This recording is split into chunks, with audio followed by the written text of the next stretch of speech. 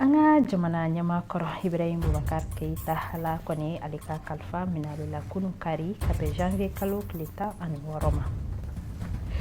Kakeni nyandimu kwa ntarasirio maufeka anga jamana kali segere anga jamana nyama kwenye anga nyaka wili sebeka udu sirio maufukama. Jakulumbe ni abefama nazarakana ko Haut Conseil pour l'unité de l'Azawad ulu mauyuka la dala nyokona jere tako folo baroke do kundu labantameni. Amedo dine ko hale bunankunka femni du bajara ni obebuli banakaw fe no holu koni mauludu seli ale nyenemaya kunu kari kabe janvier kalo klita ani waroma fleba ko ni kuna fini kuna wawe hamina da faramunka ko la saw lobsi.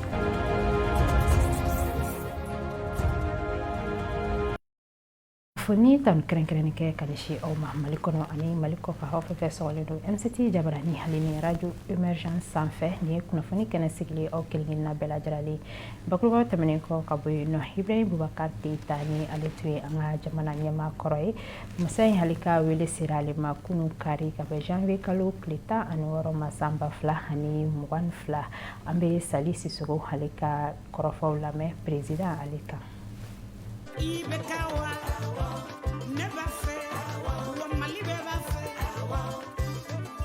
Samba kile keme konoto binga nujuru fevrier kalo kile mukani konoto uchala Ibrahim Boubacar Keita bangina ni bela jele mali ko ibeka kasito sanjetane sabala abora jamana konnana kata France kata ka chamachoro kalonke lycée Jackson de Saïla noube Paris ani Askia Mohamed la Bamakoya ay Dakar faculté de lettres de ke ani Panthéon Sorbonne au institut histoire no dien ko robe kala romun nayi o kala sebe una maîtrise be abolo fo ka ta se diplôme woro mani o be talike politique ko buna kunka na yo don ko dona kare o sen fe ye ani politique ma o dona nyana fo ka ta se farafina kala ne munu me français konnana no de sen fe ani Alpha Condé karateri asegini kana jamana konnana samba kile keme konoto bishigini woro akera adema PSG tondi Musa Traoré ka fanga bine samba kile keme konoto bi konoto ni kile kera Alpha Oumar Konaré ou ka directeur de campagne adjoint kalata munu kera samba kile keme konoto bi konoto ni fla avril kalo na janvier kalo la o kelen jamana nyema ye o samba kile keme konoto bi konoto ni fla juin kalo o yake a malasira ani aka hakilina tabayi o sangelen kondona novembre kalo la o yake mali la sigidenye kono wari Gabon Burkina Faso ani Niger samba kile keme konoto bi konoto ni saba novembre kalo la akera mali ni jamana wɛrɛw olu ni ɲɔgɔn cɛ ko ɲɛnabɔbaga minisiri ye kalo damada o kɔ jamana ɲɛma Alpha Oumar Konaré o y'a ta ka kɛ a ka du denkɛ fɔlɔ ye minisiri ɲɛma a y'o baaraw daminɛ février kalo tile 4 samba kile kɛmɛ kɔnɔntɔ bi kɔnɔntɔ ni 4 fo ka taa bila février kalo san 2000 la o waati kelen na bɛrɛbɛrɛlitɔn Adema PSG fana ɲɛma kundu samba kelen kɛmɛ kɔnɔntɔ bi kɔnɔntɔ ni kɔnɔntɔ a kɛra socialiste international ɲɛma danga ye février kalo tile 14 san 2000 a bɔra a ka minisiri ɲɛma jɔyɔrɔ la ani Adema a y'o fana jɔyɔrɔya baaraw bolo sɛmɛ o san octobre kalo kelen na ka tagama bere ta ka taa Korowari Afrique du Sud Gabon fo san 2002 a n'a nɔfɛmɔgɔw u ye bɛrɛbɛrɛlitɔn RPM ka o sigi sen kan ni a y'o ɲɛmaya ta san 2001 san 2002 a ye kamɔ jamana ɲɛmaya nɔfɛ ni a kɛra maa sabanan ye ATT ye ani Sumila Sise kɔ k'a daminɛ san 2002 la fo ka taa bila san 2007 la a kɛra wasadenw olu ka wasadenbulu ɲɛma ye san 2007 a ma se ka tɛmɛ jamana ɲɛma kalata la san 2013 jamana ɲɛma kalata nana kɛ an ka jamana kɔnɔna na ni o senfɛ o kɛra siɲɛngale ye a ka kɛ jamana ɲɛma ye san 2018 a nana sigi tuguni san 5 wɛrɛ la ni a ma se ka o laban k'o sababu kɛ a ka fanga darakili ye o to kalo tile 18 san 2020 k'a ta o don na a kɔni tun bɛ ka i yɛrɛ lafiya a ka so Sɛbɛnnikɔrɔ Bamakɔ ni an dali masa u ka wele sera a ma karidon janvier kalo tile 16 san 2022 ka si to san 76 la a taara ka muso kelen to a kɔ ani den 4 ni Karim Keita bɛ o la Ala ka lahara sɔn sumaya bɔ a ye Mali bɛ ka bɔ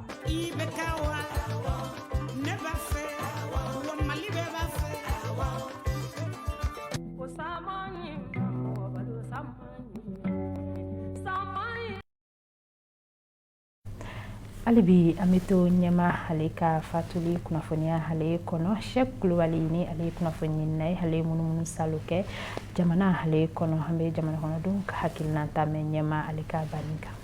ka keni Mali jamana kuntiyo koro ka fatulu koni ye no ye Ibrahim Boubacar Keita o min kɛra karidon janvier kalo tile 16 san 2022 maliden dɔ kɔni y'u hakilina d'a ma o ko kɔni kan. O mɔgɔ ye jamana in mara ni ko a tɛ jamana in fɛ peut-être ye fɛn de fɔ min ka di ye.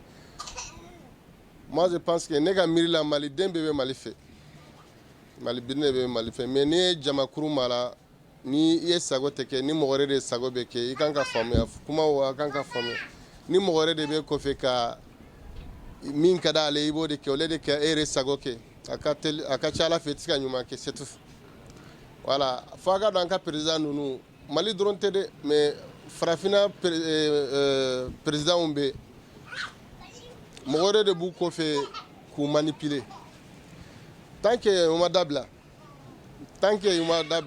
foyi tɛ se ka ɲɛnabɔ parce que olu de ka jamanadenw sago kɛ i b'olu de ka sago kɛ. Bon a kɔni ka kalifa minɛ la se t'a ye mais an b'a ɲini maliyɛn bɛɛ fɛ u ka jɛ ka yafa an ma parce que saya ye bɛɛ ta ye malgré que jamana in san 7 tɛmɛna jamana in ma se ka hɛrɛ sɔrɔ ka na se bi ma mais o n'a ta bɛɛ silamɛ dun an bɛ Ala deli Ala ka yafa an ma Ala ka dɔrɔ sumaya bon maliyɛn bɛɛ ka yafa an ma. Bon ne bɛ se ka min fɔ o ko la dɔrɔn bɛɛ ka yafa an ma parce que a kɛra cogo o cogo adamaden ni i bɛ ɲuman kɛ i bɛ juguman kɛ mais ne kɔni yafara bɛɛ ka yafa an ma ne bɛ se k'o dɔrɔn fɔ quoi a fana yafalen bɛɛ ma parce que a kuma o kuma teliya a b'a k'ale yafalen de don donc kumakan kelen yɛrɛ kosɔn bɛɛ ka yafa an ma quoi ne kɔni yafara dɔw bɛ se k'a fɔ ko ale ma yafa an ma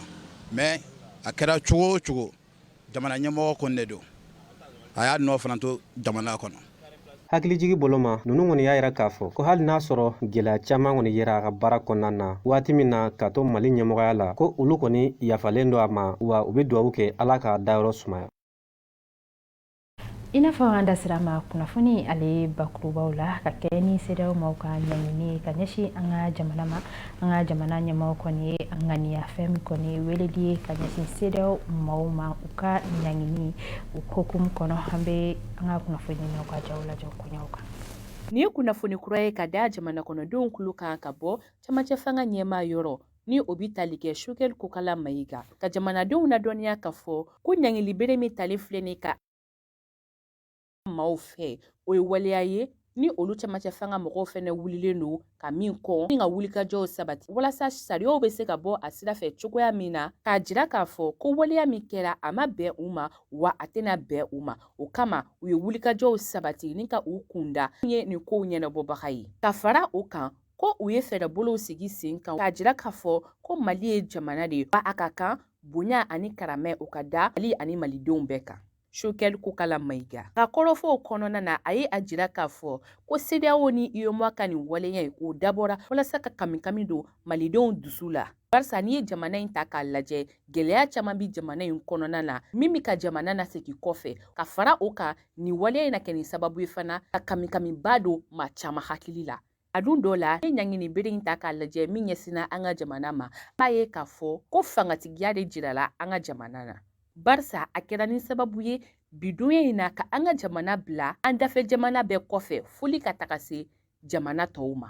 Olu tɛmɛnen kɔ ka bɔ yen nɔ Choguel Kokala Mayiga a ye ɲɛsin Faransi jamana ma k'a jira k'a fɔ ko Faransi fana sen bɛ nin waleya ninnu na ka d'a kan gɛlɛya min sɔrɔla Faransi ni camancɛ fanga ɲɛmaaw ni ɲɔgɔn cɛ ni o ma kɛ ni Faransi jimisira ye Faransi b'a la ka o waleya kɛnɛ kan. Bakuruba la n'i ye Premier ministre ka kumakanw ta k'a lajɛ i b'a ye k'a fɔ Faransi, CEDEAO ani UEMOA olu hakilina ani Mali hakilina t'a la ka taa ni ɲɔgɔn ye nin sangada in kɔnɔna na nka o bɛɛ n'a ta ko Mali na wuli kɛrɛnkɛrɛnnenya la olu camancɛ fanga maaw u n'u cɛsiri walasa ka Mali bɔ nin gɛlɛya in kɔnɔna na malidenw yɛrɛ ka lafiya kama.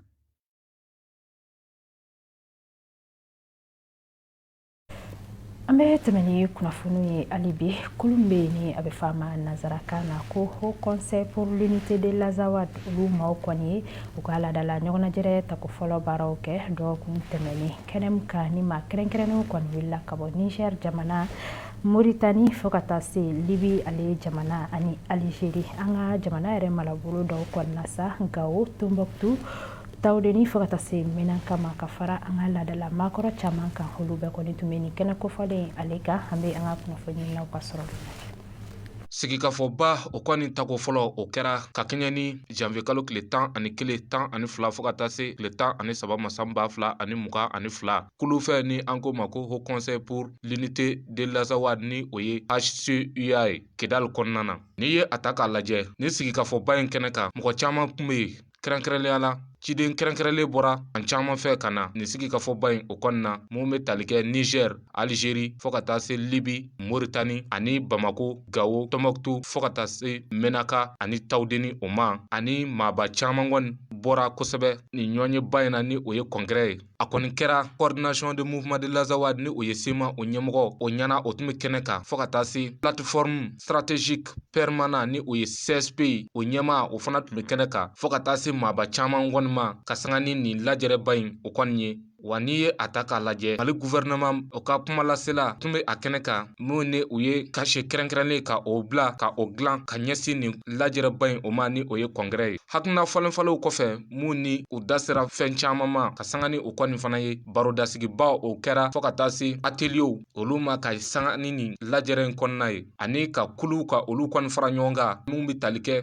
MSA C FPA, MPSA, fo ka taa se CG, CJAE ani mun bɛ tali kɛ HCUA o la ni o ye Haut Conseil pour l'unité de l'Azawad o ye ani u kɔni ye marabolo dɔw u bolo di olu ma ka olu fara u kan mun bɛ tali kɛ Timtagen, Imajilalen, Tawdeni, Tombouctou fo ka taa se Menaka o kɔni ma ka sanga ni lajɛrɛ in y'a laɲini cogoya min na ka a baaraw bila sen kan o kɔni ye biro kura ka o sigi mun bɛ taa i jɔ maa 30 kɔ bɔɲɔngo o kɔni na walasa ka ni kura fɛ o baara ninnu labɛn ko ɲuman o la cogoya min na ani u ye kɔlɛji sigi sen kan ni u b'a fɔ ma ko shura majlis ashura walasa ka u ka laɲinibaw ka olu sabati cogoya min na Haut Conseil pour l'unité de l'Azawad HCUA o jɛkulu in kɔnɔna na cogoya min na ani ka an ka tabiyaw ka olu jukɔrɔma tintin ka sanga ni laɲiniw ye a laɲini cogoya min na fo ka taa se ka dɔ fara bɛn ni kelenya o bɛ se ka yiriwa cogoya min na ka dɔ fara o y'an ka baaraw kan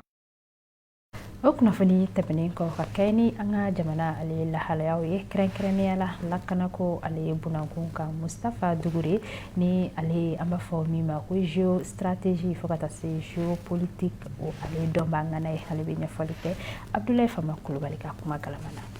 géopolitique n'i y'o mɛn dɔrɔn o bɛ kuma fɛn mun ye jamanaw ka politiki kan ni relation mun b'u ɲɔgɔn cɛ géostratégique o bɛ kuma fɛn mun ye nafama fɛnw bɛ sɔrɔ jamana mun kɔnɔna na dugukolo les pays puissants olu bɛɛ bɛ ɲɛsin o yɔrɔ de ma pour que ka kɛlɛ kɛ pour que u bɛ se k'o sɔrɔ an bɛ yɔrɔ min na bi Mali ka kɛlɛko in yɛrɛ bɛ tɛ dɛ donc sanction mun bɛ hali Mali yɛrɛ kan an bɛ se k'a fɔ o sanction o dɔ b'a la quoi maintenant problème yɛrɛ bɛ yɔrɔ min na fɛn mun ye Wagner ko yɛrɛ de gɛlɛya nati faransi ninnu fanfɛla la ka sababu kɛ guerre géostratégique de do c'est pourquoi la Russie aussi est là maintenant géostratégique kelen filɛ nin ye a tɛ se ka kɛ tant que n'i ma intervenir militairement tu peux intervenir politiquement mais militairement o de b'i ka i bɛ nafa sɔrɔ o de la i bɛ se k'i jija o de la i ka jamana bɛ se ka nafa sɔrɔ o de la mɔgɔw ka faamuya dɔrɔn k'a fɔ Mali bɛ yɔrɔ min na bi CEDEAO ye sanction mun kɛ Mali kan sanction mun don a man kan ka kɛ o waati tɛmɛna an t'o waati la Mali bɛ guerre kɔnɔ déjà Mali bɛ ka solution de sɔrɔ an bɛ guerre asymétrique mun kɔnɔ pour que an bɛ se ka lafiya sɔrɔ mais anw ka jamana mun b'an kɛrɛfɛ même si jamana wɛrɛ de ka kuma b'u tulo la on sait déjà o de b'u tulo la donc est ce que o jamana wɛrɛ mun ka kuma b'u tulo kɔrɔ mais est ce que o jamana in bɛ se k'an ka affaire kɛ nin cogoya la avec des pays limitrophes Sénégal Côte d'Ivoire Niger ni fɛn ninnu bi sanction min filɛ nin an kan bi a bɛ olu fana kan surtout le Sénégal et la Côte d'Ivoire mais an bɛ mun f'u ɲɛna dɔrɔn mɔgɔw ka faamuya k'a fɔ Sénégal ka pori fɛn fɛn bɛ tɛmɛ ni Sénégal ka pori fanfɛla Sénégal ka pori yɛrɛ bɛ balo Mali yɛrɛ ka minɛn minnu bɛ na à 50% à 100% i b'a sɔrɔ mɔgɔ 50 a bɛɛ bɛ bɔ comment dire Mali ka fɛnw de la parce que Mali ka fɛn bɛɛ bɔ et puis le Mali est le premier client aussi commerce extérieur là comme international comme régional.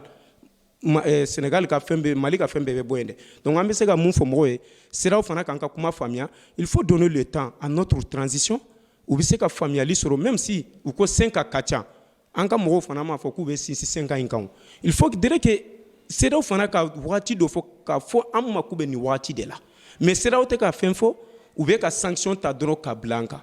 donc an bɛ yɔrɔ min na sisan population y'o de faamuya c'est pourquoi population bɔra la résistance nationale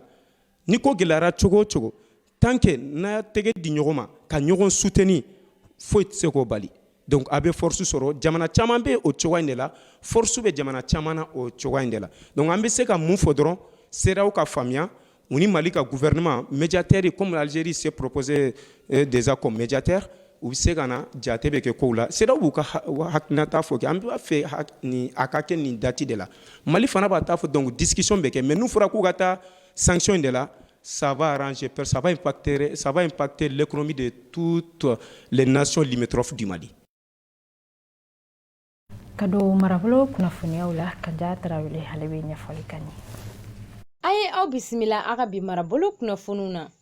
An bɛ fɔlɔ kita ka kɛ ni laɲini kɔni ye jamana ɲɛmaw fɛ ko bɛɛ lajɛlen ka bɔ ni an ko ma nazarakan na ko mobilisation nationale o min kɔni kɛra juma tɛmɛlen kitakaw kɔni ma to kɔ abada nin baara kɔfɔlen kɔni na u bɔra ni ka u ka dusumakasaya kɔni yira ka sanga ni CEDEAO ni UEMOA kɔni kɛlen ka ɲangili ta ka Mali kɔni sɛgɛrɛ nka nin kɛnɛ kɔfɔlen kan kita tagamakɛlaw kɔni y'a ɲini maliden cɛman n'a musoman bɛɛ lajɛlen fɛ ko bɛɛ k'i hakili sigi ka i ɲɛmada ani an kan tɛgɛ di ɲɔgɔn ma halisa ka baara kɛ ɲɔgɔn fɛ Mali ye. N'an bɔra kita an b'an kunda Yoroso kan Sikaso marabolo kɔnɔna na maa 500 ni kɔ olu kɔni fana de bɔra ni ka Yoroso bolonkɔnɔna fan bɛɛ lajɛlen kɔni fa ka kɛ ni juma tɛmɛlen kɔni tagama kɔni fana ye wa ni tagamakɛla ninnu kɔni ye sɛbɛn kɔni di u ka préfet kɔni ma ni ka tila k'a sɛbɛn u ka bandiriw sanfɛ k'u kɔni bɛ furancɛla fanga maa ninnu kɔni senkɔrɔma don wa k'u bɛ fɛ an ka segin an ka wari kɔrɔ kɔni ma. Walasa ka dansigi bi marabolo kunnafoni na an bɛ taga jirekaw fana kɔni ma to kɔ juma tɛmɛlen tagama kɔni na o min kɔni tun laɲinina jamana ɲɛmaw kɔni fɛ ka sanga ni CEDEAO ani UEMOA maaw kɔni ka ɲangiliw kɔni ye ka ɲɛsin Mali ma. Nin ko kɔni kuntigiya tun bɛ Union nationale des travailleurs n'o bɛ tali kɛ Mali baarakɛlaw ka lafasali tɔn bolo fara min kɔni bɛ jirekaw fɛ olu maaw kɔni de bolo. Ni ne bɛ dansigi a ka bi marabolo kunnafoniw na. O kunnafoni de bɛ taa n'a ye jamana kɔkan ko kunnafoniw na min jɔw farala ɲɔgɔn kan Fɛnda Sidibe ale fɛ. Burkinakaw fɛ yen nɔ sibiridon janvier kalo tile 15 jamanaden gansan 10 bɔɲɔgɔn ko olu de bɔnɔninw nin na Bam mara la o dugu kun minɛnen don bamanciw bolo a bɛ dɔgɔkun caman bɔ o de y'a to maa minnu bɛ bɔ yen dugu in na n'o de ye namisigiya ye olu tun ye welewelekan lase dɔgɔkun tɛmɛnen ye gouvernement maaw ma yaasa u balimaw bɛ yɔrɔ min na u bɛ se ka lakana cogoya min na a yirala k'a fɔ ko ni bamanci ninnu donna dugu in kɔnɔ k'u ye baara fɔlɔ min kɛ o de kɛra ka subahana mansin telefɔni k'o tigɛ maaw la yaasa k'u ni dugu tɔw tigɛ bɔ ɲɔgɔn na cogoya min na u tora dugu in na de fo nɛgɛ kanɲɛ 14 wa u ye tiɲɛnibaw de kɛ ka maaw ka butikiw n'u ka magasinw k'ulu minɛnw ta ka bɔ yen nɔ ni k'a jeni u taalen de ka bɔ dugu in kɔnɔna na maaw ka sɔrɔ ka weleli kɛ ni ka dɛmɛ ɲini togokaw fɛ yen nɔ sirabaga kasara ɲɔ ɲalen do yen nɔ 100 sara la 60 o ye mototigiw de nɔ ye a yirala k'a fɔ ko accident ba 3 bɔɲɔgɔnko o de kɛra kalo 6 kɔnɔna na nin ɲɛfɔli in kɛra u ka lakana minisiri de ye dɔgɔkun tɛmɛnen in na yaasa ka nin sirabaga kasara in kɛlɛ lakana minisiri General Yarik Damiham ale y'a yira k'a fɔ k'u bɛna fɛɛrɛ bɛɛ lajɛlen de tigɛ n'o dɔw bɛ tali kɛ sensibilisation na ka maaw hakilila sɔmi sirabaga kasara o kɔlɔlɔw kan fo ka taa se ka maaw ɲangi n'u y'a waleya kɛ a y'a yira k'a fɔ fɛnɛ ko san 2022 la moto taxi tigiw olu ni u bɛ maa minnu ta ka t'u bila u bila yɔrɔw la k'olu bɛɛ kan ka kasiki don u kunkolo la ko bolikɛla ninnu k'u kan ka papiye ɲini n'a bɛ f'o ma ko permis ka fara o kan fɛɛrɛ wɛrɛ bɛ ka sigi sen kan n'o de ye ka baarabolo dɔ dayɛlɛ yaasa ka sirabolilaw k'olu kalan fo ka taa se ka sariya sɛbɛn dɔ kɛ min bɛ se k'a to dɔ bɛ se ka bɔ vitɛsi tali la cogoya min na sirabaw kan Kongokaw fɛ yen nɔ RDC esansi ko gɛlɛyalen don olu ka jamana mara dɔw la jamana tile yan fan fɛ a bɛ dɔgɔkun damadama bɔ bi esansi litiri wari o bɔra $1 ka taa $2 la mobilibolaw y'a yira k'a fɔ ko esansi ko bɛ ka dɔgɔya essence ko ministre so o y'a yira laseli dɔ sen fɛ k'a fɔ ko ni essence dɔgɔya kun bɛ ka bɔ feerekɛla dɔw de la a yirala k'a fɔ fɛnɛ ko pétrole baarakɛla dɔw ye wariko gɛlɛya sɔrɔ wa ko fɛn mun kun b'u ni État ni ɲɔgɔn cɛ k'u dɛsɛlen don k'o timɛ Sudankaw fɛ yen nɔ karidon janvier kalo tile 16 dɔgɔtɔrɔ dɔw ye u ka nisɔngoya yira ka sababuya kɛ ko fintigilakaw bɛ ka bin dɔgɔtɔrɔsow kan nisɔngoya tagamaw sen fɛ jamanaden gɔnsɔnw fɛnɛ ye wele bila maaw ma k'u ka jigin tuguni tɛnɛn n'o janvier kalo tile 17 ni ka t'u ka nisɔngoya yira tuguni fintigilakaw la sibiridon fintigilaka minnu bɛ fanga la olu ye Qatar teleso dɔ Al Jazeera Mubasher an'u ka journaliste 2 minnu bɛ Sudan dugu kɔnɔna na k'olu ka accréditation minɛ n'o de sɛbɛn ye mun b'a to u bɛ se ka baara kɛ o jamana in kɔnɔna na Al Jazeera ye chaîne ye mun bɛ jaw bɔ direct la k'a sɔrɔ journaliste ka kuma t'a kɔrɔla la wa nin kalo tɛmɛnen in na nin teleso in kun bɛ ka nisɔngoya tagama min bɛ ka kɛ Sudan k'o ja yira maaw la nisɔngoya tagama mun ye maa 64 olu bɔnɛw nin na k'a bɛna daminɛra fo bi Sudan kunnafoni ministre so olu y'a yira k'a fɔ sibiridon ko Al Jazeera teleso k'olu tɛ ka u ka baara kɛcogo ɲuman na Sudan jamana kɔnɔna na ka kunnafoni k'ale kuncɛ ba jara dun bɛ bolibanakaw fɛ yen nɔ olu kɔni ye mawuludu seli ɲɛnɛmaya kunu kari ka bɛn janvier kalo tile 16 ma san 2022 a kɛnɛ kan wajilu ani kuranɛ kalan caman kɔni kɛra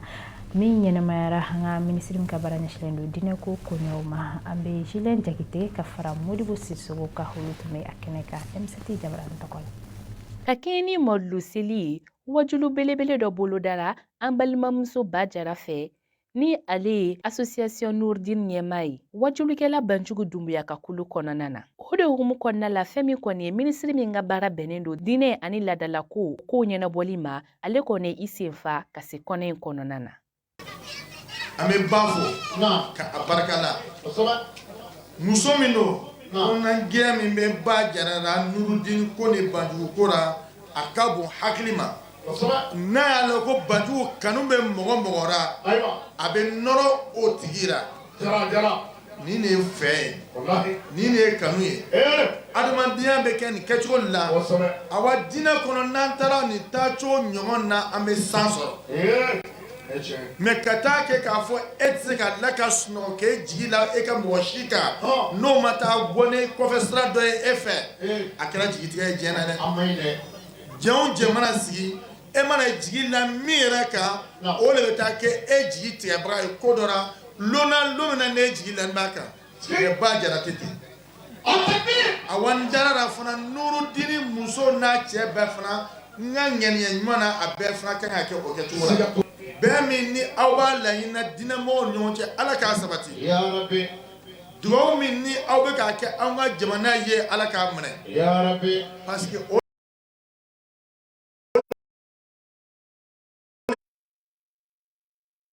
an ka jamana ɲɛmɔgɔ ka hamiba ye bi n'o ye colonel Assimi Goïta ani a ka premier ministre docteur Choguel Kokara Maïga o ye o laɲini de kɛ jamanadenw fɛ k'a fɔ an ka wuli ka kule ci Ala la sabu Banjugu ye min fɔ kɛlɛkɛminɛn foyi tɛ anw bolo ni dugawu tɛ awa dugawu tɛ dɛsɛ fɛn na dɛ an balimamuso fɔ n'o ye n ba jara ye b'a hakili jigin kɛra ka sahabamuso belebele ninnu na minnu ye jihadi kɛ kira nɔfɛ ka diinɛ dɛmɛ fɔ ka se anw ma n'an y'a ye dɔrɔn an bɛ nisɔndiya n'i y'a ye a ye nin kɛɲɛ bonya ta k'a di anw ma a ɲɛ datugulen anw yɛrɛ ɲɛ datugulen y'a minɛ ale tɛ Alhaji Banjugu Dumbuya sababu don n'a sɔrɔla a ko bɛ an mankutu jugu bɛ Banjugu fɛ ou bien Banjugu ye mɔgɔ ye min di karamɔgɔw fɛ mais mɔgɔ modèle dɔ kun don n ba ko ni tɛmɛ anw ka da fɛ jango k'a b'a ka malodu bonya ta ka di an ma donc an bɛɛ ka jɛ ka dugawu kɛ an ba ka hɛrɛ k'an n'a ye ani Nourdine muso o muso bi yan ani kalanbolo minnu bi yan an bɛ foli kɛ bɛɛ ye ka waleɲuman dɔn kɛ an baw bɛɛ lajɛlen bonya minnu ye a sara di anw ma hali n'a sɔrɔ anw mankan n'a ye Ala b'olu sara u ka ŋaniya ɲuman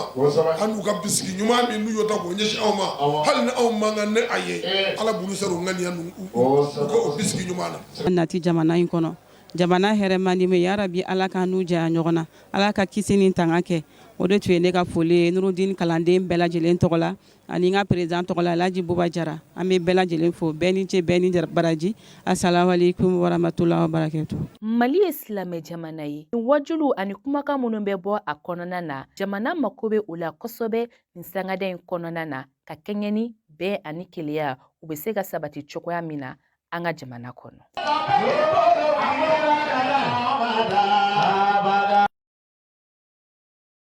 An filɛbagaw de bɛ dansigi aw ka bi kunnafoni kɛnɛ na an ye kunnafoni jɛlen minnu sɔrɔ ka di aw ma o de kɛra ninnu ye aw ni ce aw ka filɛli cogo ɲuman na aw sɔgɔlen ka to M7 Jabarani ale sanfɛ Babayi Watara o bɛna kunnafoni ninnu lase aw ma nanzarakan cɛnin na aw ka su yɛrɛ di ni bɛɛ lajɛlen ma.